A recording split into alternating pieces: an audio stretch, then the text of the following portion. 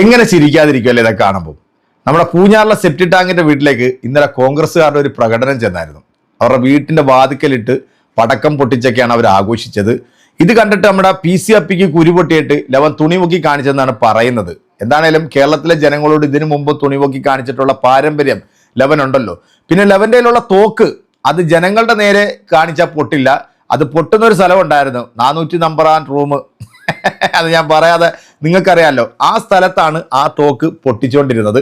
കേരളത്തിലെ ജനങ്ങൾ വർഗീയതയ്ക്കും അല്ലെങ്കിൽ മതം പറഞ്ഞു വരുന്നവനൊക്കെ എതിരാണെന്നുള്ളതിൻ്റെ ഏറ്റവും വലിയ ഉദാഹരണമായിരുന്നു ഈ നടന്ന തെരഞ്ഞെടുപ്പിൽ കോൺഗ്രസ് മിന്നുന്ന വിജയം എന്ന് പറഞ്ഞാൽ പോരാട്ടോ. ഒരു സുനാമി അല്ലെങ്കിൽ ഒരു ചുഴലിക്കാറ്റ് കേരളത്തിൽ വീശി അടിച്ചെന്ന് തന്നെ വേണം പറയാൻ. എന്നാലും പൂഞ്ഞാറിലെയും പാലായിലെയും ജനങ്ങൾക്ക് ഹൃദയത്തിൽ തൊട്ട വലിയൊരു നന്ദി അറിയിക്കുകയാണ്.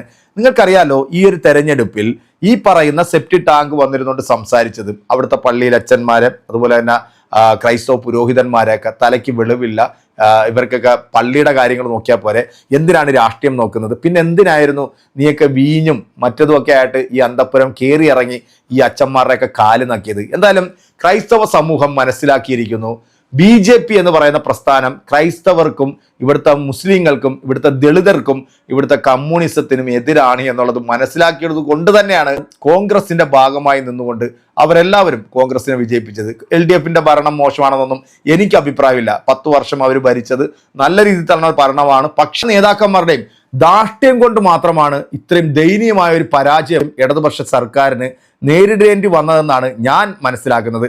എന്താണേലും നമ്മുടെ ഈ PC അപ്പിയെയും അതുപോലെ തന്നെ പൂഞ്ഞാറിലെ അപ്പിയുടെ കുഞ്ഞിനെയൊക്കെ രക്ഷിക്കാൻ വേണ്ടി നടക്കുന്ന ഈ സ്വയം സേവക സംഘകർ അല്ലെങ്കിൽ അവരുടെയൊക്കെ രക്ഷകനായിട്ട് വരും എന്നൊക്കെ ആയിരുന്നല്ലോ പറഞ്ഞിരുന്നത്. ഈ തോറ്റതിന് ശേഷം ലവന്റെ വീട്ടിൽ വന്നപ്പോഴത്തേക്ക് ഈ പറയുന്ന ഒരു രക്ഷകരെയും നമ്മൾ അവിടെ ഒന്നും കണ്ടില്ല എന്ന് മാത്രമല്ല, ഈ തെരഞ്ഞെടുപ്പിൽ റിസൾട്ട് പറയുന്ന സമയത്ത് ഒരു ഘട്ടത്തിൽ പോലും ഈ അപ്പന്റെയും മകന്റെയും പേരൊന്ന് സ്ക്രോൾ ചെയ്ത് പോലും എഴുതി കാണിക്കാൻ അവർക്ക് സാധിച്ചില്ല എന്നുള്ള അതിന് അവിടുത്തെ ജനങ്ങൾക്ക് തന്നെയാണ് നന്ദി പറയേണ്ടത്. നമുക്കിത് ഈ വീഡിയോ ഒന്ന് കണ്ടു നോക്കിയാലോ. ലവന്റെ ആ ഒരു ഗീർവാണം ഉണ്ടായിരുന്നല്ലോ, ഒന്ന് കണ്ടോ. ഞാൻ എനിക്ക് ഒരു വർഷത്തെ കുരിശുപള്ളി റോഡാവിന്റെ മുമ്പിൽ വെച്ച് പറയുന്നു, 27 വർഷത്തെ രാഷ്ട്രീയ പ്രവർത്തനത്തിനിടയിൽ ഞാൻ ഒരു ക്രൈസ്തവനായ ഷോൺ ജോർജിന് ഒരു ക്രിസ്ത്യാനി എന്ന നിലയിൽ ആത്മാഭിമാനത്തോട് ജീവിക്കാൻ കഴിഞ്ഞത് ഞാൻ RSSന്റെ ഭാഗമായതിനു ശേഷവും BJPയുടെ ഭാഗമായതിനു ശേഷമാണെന്ന് പറയാൻ ഷോൺ ജോർജിന് ഒരു മടിയുമില്ല. അത് എവിടെ നിന്നും ഷോൺ ജോർജ് പറയും. തികഞ്ഞ ക്രിസ്ത്യാനിയാണ് ഷോൺ ജോർജ്, തികഞ്ഞ വിശ്വാസിയാണ്. എനിക്ക് എന്റെ വിശ്വാസങ്ങൾക്കൊപ്പം നേരെ നിൽക്കാൻ കഴിഞ്ഞത് ഞാൻ RSSന്റെ ഭാഗമായതിനു ശേഷമാണ്, ഞാൻ BJPയുടെ ഭാഗമായതിനു ശേഷമാണ്. ഇതിന് നമ്മൾ പറയുന്നത് ആണും പെണ്ണും കെട്ട ശിഖണ്ഡി എന്നാ പറയുന്നത്. അതായത് ഇത്രയും കാലം ഈ അപ്പനും മകനും RSS എന്ന് പറയുന്ന സ്വയം സേവ സംഘകരുള്ളത് കൊണ്ടാണ് നമ്മുടെ കേരളത്തിൽ ജീവിച്ചു പോയത്. ഇല്ലെങ്കിൽ ഇവർ രണ്ടുപേരും ഇന്ന് ഈ ഭൂമിയിൽ കാണത്തില്ലായിരുന്നു. ഇത്രയും തരം താന്ന് പോയിട്ടുള്ള ഇവനെയൊക്കെ അവിടുത്തെ ജനങ്ങൾ പിന്നെ വിജയിപ്പിക്കുമോ? എന്തായാലും എൻ്റെ പ്രിയപ്പെട്ടവരെ, വളരെ സന്തോഷമുള്ള ആ ഒരു വാർത്ത ഞാൻ നിങ്ങളിലേക്കൊന്ന് കാണിക്കാം. നിങ്ങളൊന്ന് കണ്ടു നോക്കിക്കോളൂ എങ്ങനുണ്ട് അവരുടെ ഒരു പ്രകടനം എന്നുള്ളത്.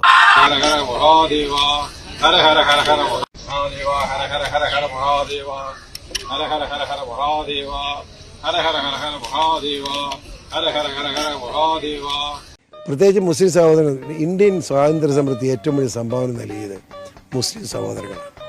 നമുക്ക് അവരെ മറക്കാൻ കഴിയില്ല. ബെസ്റ്റ് പുള്ളിയുടെ ഈ ഡയലോഗ് കണ്ടപ്പോഴാണ് പുള്ളി പണ്ട് പറഞ്ഞ ഒരു വീഡിയോ ക്ലിപ്പ് ഞാൻ കണ്ടത്. നിങ്ങളൊന്ന് കണ്ടു നോക്കി. ഈ കേരളത്തിലെ അല്ലെങ്കിൽ ഇന്ത്യയിലെ മുസ്ലിമാണോ അവൻ വർഗീയവാദിയാണ്. വർഗീയവാദിയല്ലാത്ത ഒരു മുസ്ലിമിൻ ലോകത്ത് ഇന്ത്യ മഹാരാജ്യം ജീവിച്ചിരിപ്പില്ല. വീണ്ടും ഇന്നലെ ഒരു ഡയലോഗ് ഉണ്ട്, അതൊന്ന് കണ്ടേ. ഈ ക്രിസ്ത്യാനി നമ്മൾ ഇവിടെ കിടന്ന് ചാടുന്നവർ എത്ര ഉണ്ടെന്നറിയാം. ഞാൻ ഉൾപ്പെടെ ക്രിസ്ത്യാനി ഇന്ത്യ രാജ്യത്ത് 2.5% എന്നത്താണ് കിടന്ന് ചാടുന്നത്. BJPയുടെ മാന്യത കൊണ്ടല്ലേ അവരെ ചുവന്നുകൊണ്ട് നടക്കുന്നത്.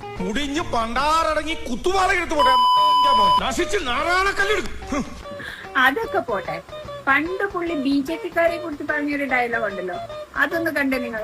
മോദി ഒരു തികഞ്ഞ പരാജയമാണ് ഇന്ത്യയിൽ, ഒരു സംശയം വേണ്ട. റിസർവ് ബാങ്ക് കൂടെ കൊള്ളയടിച്ചോണ്ടിരിക്കും. ഇപ്പൊ റിസർവ് ബാങ്ക് കൊള്ളയടിക്കുന്നത് അംഗീകരിക്കാൻ പറ്റുമോ നമുക്ക്? എന്തായാലും പുള്ളിയുടെ ഈ കാട്ടിക്കൂട്ടൽ കണ്ടപ്പോൾ എനിക്ക് തോന്നുന്ന മിക്കവാറും പുള്ളിയുടെ കുഞ്ഞാറുകാര് പുള്ളിയോട് ചോദിക്കാൻ പോകുന്ന ഒരു ഡയലോഗ് ഇതായി. നായിന്റെ മോനെ നിനക്ക് എത്ര അപ്പനുണ്ടാ?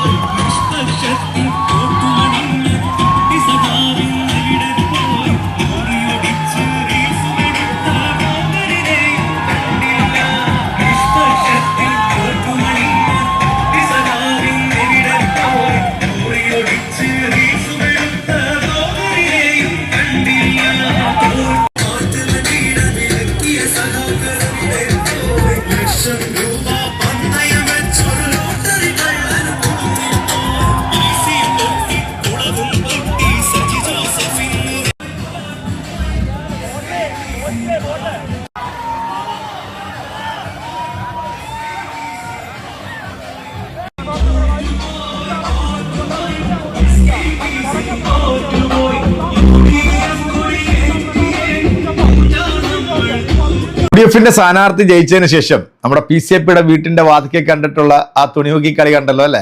നൈസ് അല്ലായിരുന്നു? ചേട്ടന് തുണിമുക്കി കാണിച്ചെന്നാണ് പറഞ്ഞത്. പക്ഷെ അവർക്കൊന്നും കാണാൻ സാധിച്ചില്ലെന്നും പറയുന്നത് കേൾക്കുന്നു. എങ്ങനെ കാണും അല്ലേ? ഇങ്ങനെ നിന്ന് കഴിഞ്ഞാൽ പിന്നെ എങ്ങനെയാണ് ആ സുനാമി കാണാൻ സാധിക്കുക? കാണാൻ കെടുത്തി നമ്മുടെ പൂഞ്ഞാറിലെ 2 സെപ്റ്റി ടാങ്കുകൾ അവിടുത്തെ ജനങ്ങൾ മൂലയ്ക്ക് അടിച്ചൊതുക്കി ഇരുത്തിയിട്ടുണ്ട്. ഇനി ഇവനൊന്നും രാഷ്ട്രീയ ജീവിതം എന്ന് പറയുന്ന സാധനം ഇനി ലൈഫിൽ ഉണ്ടാകത്തില്ല. കാരണം ഇവനൊന്നും ഇനി എന്തൊക്കെ കിടന്ന് കാണിച്ചാലും ഈ പറയുന്ന പ്രദേശത്ത് ഇവർ ജയിക്കില്ല. അതുപോലത്തെ അവിടുത്തെ ജനങ്ങൾ വെറുത്തു എന്നുള്ള 3 സീറ്റുകൾ ലഭിച്ചല്ലോ കേരളത്തിൽ. ആ 3 സീറ്റ് എങ്ങനെയാണ് ലഭിച്ചതെന്നുള്ളത് കേരളത്തിലെ ജനങ്ങൾക്ക്, ബുദ്ധിയുള്ള അരിയാഹാരം തിന്നുന്ന മനുഷ്യർക്ക് മനസ്സിലാവും. ഈ 2 പ്രസ്ഥാനങ്ങളുടെയും ചെറിയ പിടിപ്പുകേട് കൊണ്ട് മാത്രമാണ് ഈ വർഗീയ പ്രസ്ഥാനങ്ങൾക്ക് 3 സീറ്റ് കേരളത്തിൽ കിട്ടിയത്. ഒരു പ്രാവശ്യം കിട്ടിയപ്പോൾ അത് അടച്ചു പൂട്ടിയതുപോലെ അടുത്ത പ്രാവശ്യം ഈ കിട്ടിയ സീറ്റുകളെല്ലാം പൂട്ടും എന്നുള്ളതിൽ ഒരു സംശയം വേണ്ട. ഇപ്പം ഒരു 5 വർഷം നിങ്ങൾ അങ്ങോട്ട് കിടന്നൊന്ന് അർമാദിച്ചോ ആഘോഷിച്ചോ. ഒന്ന് നമ്മുടെ കേന്ദ്ര വാഴയായിട്ടുള്ള ഒരു എണ്ണം ഉണ്ടായിരുന്നല്ലോ. ഈ ക്രൂഡ് ഓയിലിന് അന്താരാഷ്ട്ര ലെവലിൽ വില വർദ്ധിക്കുമ്പോൾ ഇവിടെ അതിൻ്റെ പൈസ കുറയുന്നില്ലല്ലോ. പിന്നെ രാജീവ് ചന്ദ്രശേഖർജിയുടെ മഹത്വവും മഹിമകളെ കുറിച്ചുകളൊന്നും നമ്മളോട് പറയണ്ട. മലയാളം നന്നായിട്ട് സംസാരിക്കാനും അറിയാം. വേണ്ടി വന്നാൽ ഉടുത്തിരിക്കുന്ന മുണ്ടും മടക്കി കുത്തി സുരേഷ് ഗോപി സ്റ്റൈലിൽ മാസായിട്ട് സംസാരിക്കാനും അറിയാം. പിന്നെ മറ്റേ ചേട്ടനെ പിന്നെ നമുക്കറിയില്ല.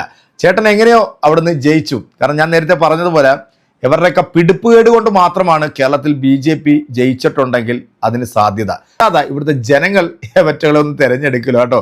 ഇതിലും വലിയ നേതാക്കന്മാരൊക്കെ ഉണ്ടായിട്ട് 8 നിലയിൽ പൊട്ടി പണ്ടാരം അടങ്ങിയ കാഴ്ചയാണ് നമ്മൾ കണ്ടത്. നമ്മൾ ഏറ്റവും കൂടുതൽ പ്രതീക്ഷയോടെ കാത്തിരുന്ന 2 പേരുണ്ടായിരുന്നു. ഒന്ന് ശോഭ ചേച്ചിയും മറ്റൊന്ന് നമ്മുടെ ഉള്ളിസുരയും.